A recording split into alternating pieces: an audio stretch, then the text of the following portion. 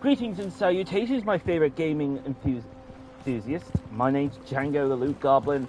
Welcome to my actual honest review of Dragon Age Veilguard. Now, I'm going to be utterly honest here, and I'm going to be speaking of some spoilers and some mild spoilers. So I would try to avoid anything that would spoil the story for those who are interested. I will try my best. But I'm going to give you my honest review of this game.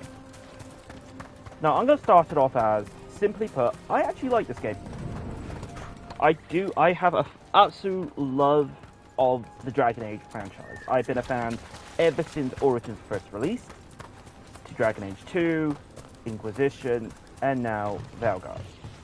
Now, I do think this is not the most strongest in the series, but I also do think this game doesn't deserve as much hate as people are presenting it. I'm going to start with breaking this into three sections. I'm going to be discussing the gameplay, my actual honest thoughts on the storyline, and then my overall thoughts. So, starting off, the gameplay. I think this is personally the best in the game.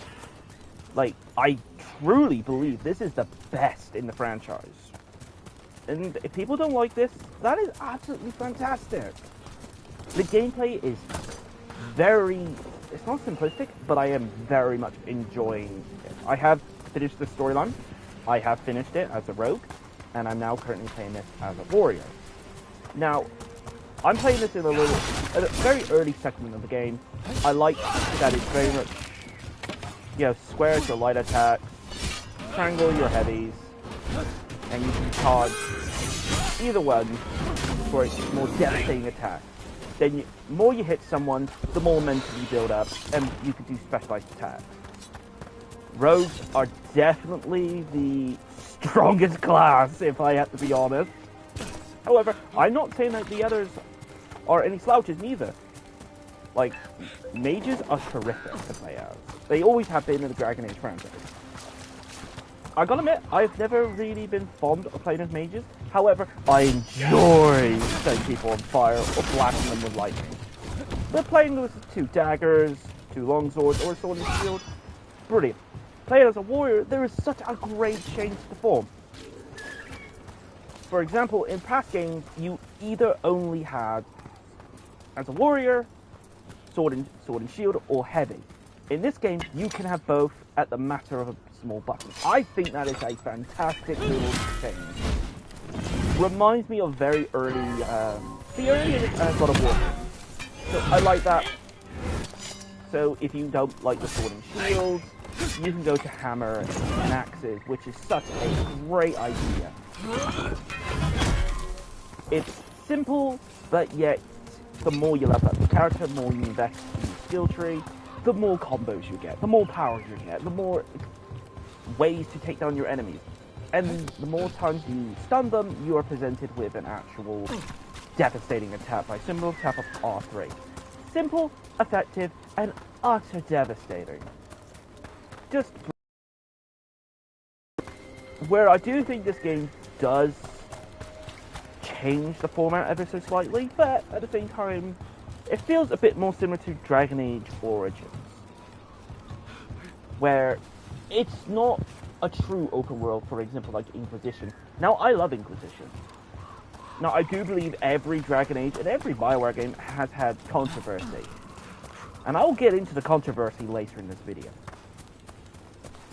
Now, 1. Honestly, this game is actually very enjoyable if you give it a bit of a heck of a chance. The different paths you can choose at the beginning, fantastic ideas. From you could be a Grey Warden, which I'm always going to be biased as because that's Dragon Age Origins. I will continuously play in future installments if they do continue this in any type of replays of this particular game as a Grey Warden. But if the Grey Wardens aren't your fit, you've got the Assassin's Crows, the Veil Jumpers. There's so many things. The Lords of Fortune. Each of them have their own stories and their own individual prologue for your created own character. Now, look at that. You can also imagine Thousands of years ago, this You is can where it all also began. Elvenon. create your The past Elven character from Empire. position, which is a nice touch. Now, beyond that, let's get into the dialogue of the game. The dialogue in this game very much feels more like Mass Effect 2. Now, as much as some decisions definitely don't have as much weight as some other decisions do, some of them seem very very small, and sometimes they don't feel like they have consequences, and others have massive ramifications.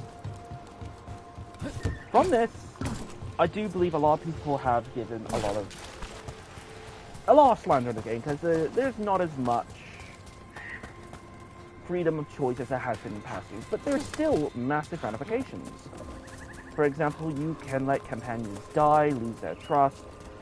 It feels much more like Mass Effect 2, which those of this channel know. I love Mass Effect 2.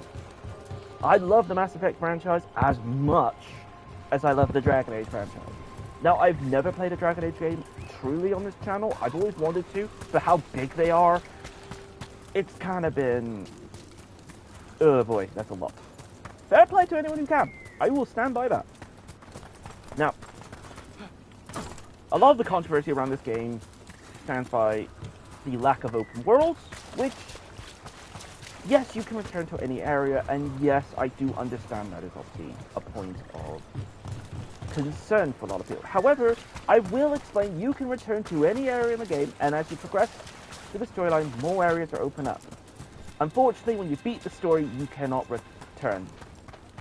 So you would either have to go back a save, or start a new game, which is very unfortunate. I do believe that is a missed opportunity for like epilogue level content, for like characters finishing off side quests. I do think that is a massive missed opportunity, which is very unfortunate. Now, the woke agenda that people are saying. I do believe that creating your character as either he, she, or they, them, is an interesting point of contact, because you truly are able to create a character of your own imagination, a character of who you wish to be or who you are, which is where the BioWare role-player games have always shined. Now, I've always played as male characters because I identify as male. However, for many people I know who identify as they, them, this does bridge a gap that I do feel like the past Dragon Age games do neglect. So, I don't have a single problem with it. It's a nice, even though I may not identify as they, them, I very much appreciate that for those who do, it's inclusive. It includes all comforts of life, of all races, of all genders. It's a great idea. I think that's such a fantastic way of presenting the issue. So I do believe that. There is a companion who you help her through, you help them through their storyline, and you help them come to terms of who their gender identification is, which I think is a terrific way of doing it within game. Instead of just finding the character as they've identified as them, it's a struggle, which is very true to real life, and you can help them through that if you so choose. I do believe that is a fantastic way of doing it. I actually enjoyed playing through their quest line, and I think it was actually quite interesting. You see this, I played as an actual relationship into this person, which I thought was fantastic. So I truly enjoyed that. I don't have a single issue with that. I'm playing as pleasantly as possible. I actually very much appreciate the inclusivity, as well as the controversy of dealing with these issues. I think that was a fantastic way of doing it. I wouldn't say it's massively done, but I will say it was done well. So, that's my 2 cents on the issue. I enjoyed the questline, I enjoyed the inclusivity. I cannot present that as enough. This may bite me in the ass one day. However, I'm one of these guys who I don't judge people on their gender nor on their appearance. I've always, maybe this is down to me being autistic, dyspraxic, and a number of other issues I've had diagnosed. However, I've never seen people for their gender or how they look. I've Must be always something judged to from this. the character they are. So, What the honestly, heck? Whole forest is weird. it's Here been goes nothing. I've made some amazing friends. I wouldn't have Look at that. the friends I do have to this day. So, mwah, thank you, BioWare. Now we get into the hard crux of the story. Now, I'm not gonna what's the word? I'm gonna not spoil any story relevance for those who want to include. The opening was fantastically done. It drove you into the story with Solus, with who you are, your relationship with Varric right at the beginning. Very well done. A lot of the game, yes, is felt like filler. However, I'm okay with that.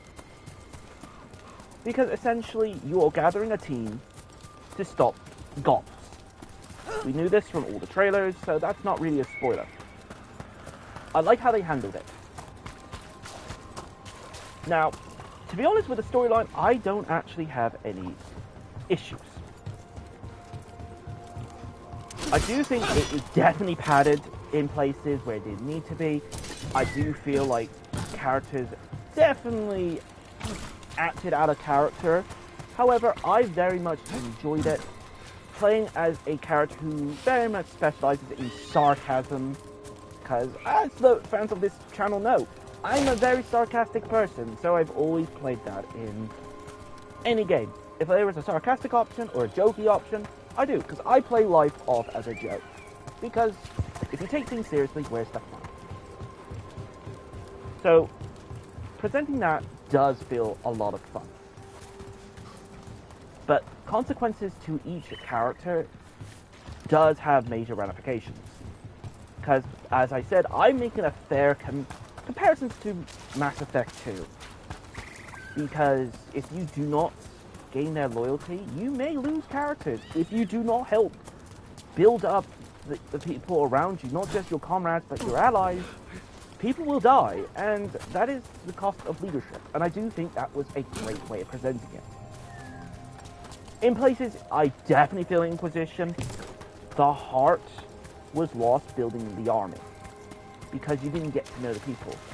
However, in this one, absolutely, you got to know the different organizations that were working with you, from the Crows, and then Rathus, Shadow Dragons. I actually forgot their name for a second. Grey Wardens for the win, yo! And so many others. Now, there is the decision of which organization to save, one of two. And it does have some ramifications to the storyline, and it is very different depending on which storyline you wish to go for. However, if you still build them up and actually help your comrades, it is not impossible to actually play through the storyline. It is 100% possible to get your team's loyalty. This does show that the organization you didn't save, whatever comrades you had, your companion from that organization, will become hardened. So this means that they will be harder to actually build their trust with. Which, yes, I believe that was a good reason to do that, because you lost their trust and you have to build their trust up. As well as it gives you a reason to do that. So, the consequences of that were fantastic. Doing the side quest to get the full ending, not unheard of to me. Weird choice, but not unheard of. But I do believe it is necessary if they want to continue the storyline. This is where I'm gonna have a bit of... I'm gonna give you warning. So if you don't want to hear a major point of storyline dislike I have, please skip through the video, or please turn the video off, because this is where I'm going to talk about a spoiler at the end. So I'm giving you this opportunity to either turn off, come back, or whatever. I'm going to count to 3 in my head, and I will let you be. Okay. The only point of contact when it comes to the storyline I truly have, and I'm going to be bluntly honest, is the epilogue. That is the biggest point of dislike I have. That there is an organization, an Illuminati base that has orchestrated all the events through the past Dragon Ages. I'm sorry, I cannot agree with that. I can understand for 2 and Inquisition. I can actually believe that. From Varric and Bartrand going into the Forgotten Tide and find the Red Lyrian statue, which set events of Dragon Age Inquisition, and even in this storyline, Veilguard. I can actually believe that. I have read the books, I read the comics, I do very much pay attention to all the content of the Dragon Age and Mass Effect community. I can truly believe that, but I cannot believe that the villain of the first game was manipulated. Bugger to that. He had every reason to be the way he was. I'm not going to go into it. For those who wish to experience Dragon Age Origins, the best in the franchise. I cannot stress that enough. Dragon Age Origins is the best in the franchise.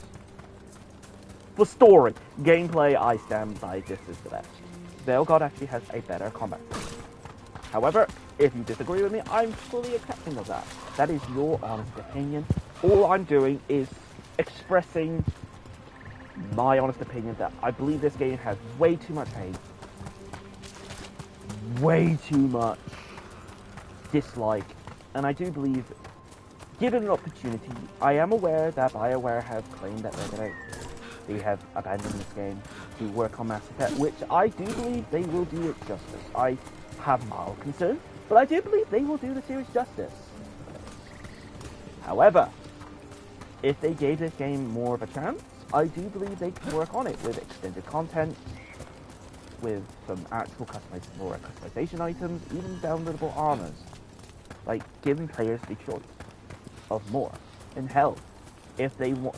Now, another point of contact I dislike about this game, the choices of your past game. There basically is none, which is such a, for long-time fans, such a disappointment. However, it could be easily rectified, because the world state they could easily build wouldn't be hard. For example, in Dragon Age Mass Effect 2 and 3, you were given the choice of these comic panels prequel comics, which, expanded on your storyline if you hadn't played the others. It gave you a world state that you could be proud of, and characters that you wish are alive were there. I think that was a great way of doing it. And I do think that if they've introduced it into this specific game, this could be one of the best Dragon Age games. I honestly, truly believe that. Giving longtime fans their choices that they mattered. I understand not doing the same way of Inquisition. That was very annoying to build the world state, and I'm not gonna lie, it was annoyance. However, it was nice to have our acquisitions matter. Now we have a pretty much preloaded state with the choice of wanting to either save or kill Solus, or the Inquisition being dismantled and working in secret, or still functioning as a functional army. Either way, I wish there was more options for the long-term camp. However, Dragon Age has been going on for a bloody long time. So, introducing newer players to this, I do think it's not a bad decision, it's not a good one. But from this, I do believe going forward, they could easily create a storyline from here that could span from more storylines and introduce new fans. So yes, I do believe this game is a diamond in the rough. Yes, the reviews of it bombed. Yes, I'm aware of everything. And I'm certain if you're looking at this, you're aware. However, if you play it, and you get into the storyline and you actually get into the combat, you will find a game that is actually quite enjoyable. Now that is my 2 cents. This is a Goblin's 10 out of 10. I would actually rate this game a good 7.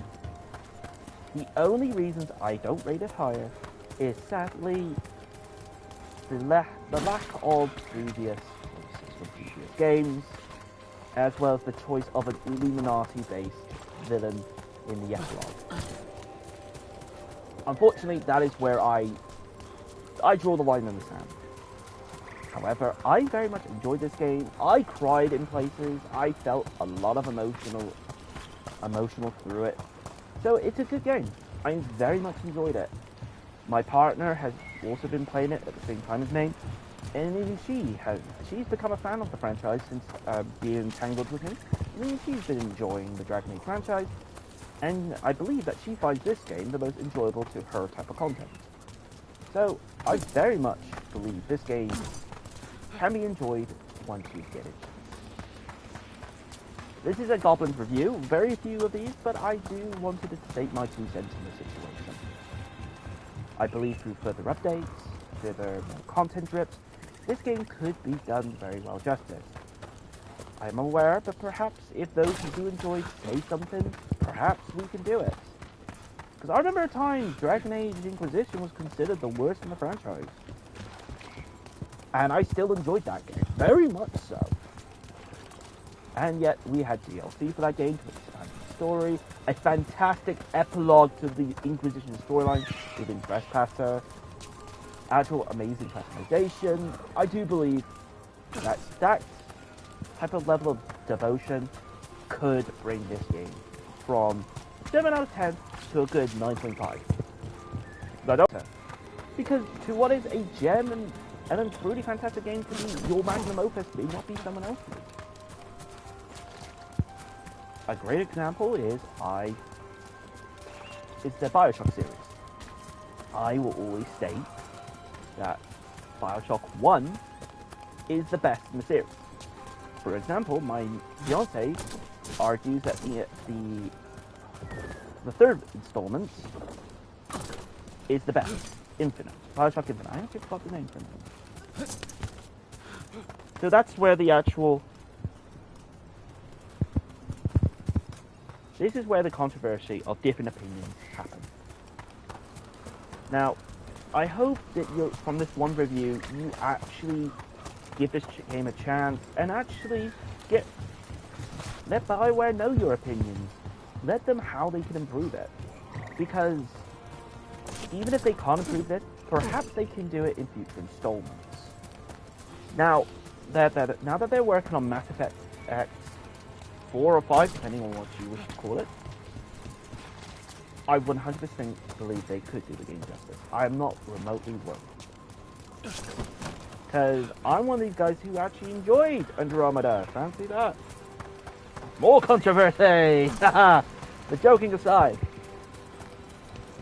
I do believe they'll do that game justice, and further installments within this Dragon Age, I think they could bring to a place where it's positive. So this is more of a positive review, especially a lot of negatives, and I wanted to put my 2 cents in. I hope you actually find this quite informative, as well as interesting. I know this is not my usual levels of content, where I talk about something in a much more intellectual way. A lot of the time with, haha, lol, Alex is random. But I wanted to actually discuss a matter that is very near and dear to my heart. With that being said, I hope you enjoyed this stream. I hope you give this game a chance. And if not, I implore you to try the other Dragon Ages. Especially Origins. Because that game is fantastically done with an amazing voice cast. And to this day, I will argue that every BioWare-based role-player game has always had amazing voice actors. And they are the backbone to all these games. So, thank you to each and every one of you. I hope you give this game a chance. I will be playing another game later on. I will hope you play that. I hope you enjoy watching that. And if you want me to play this game and actually have fun with it, with you guys, I wouldn't mind. Please state in the chat what would you like. And please, actually have an interactive discussion with me. If your experience with this game, the positive and the negative. I don't want to bash on a game that I enjoy. And I do believe we could build a community that could improve the game. And I'm certain the PC community would 100% build upon that. And I look forward to see what the mods that people created when they can. Alright, well that being said, like, comment, and subscribe, and I will see you next time. This is Django signing out, and I'll see you all in the next video.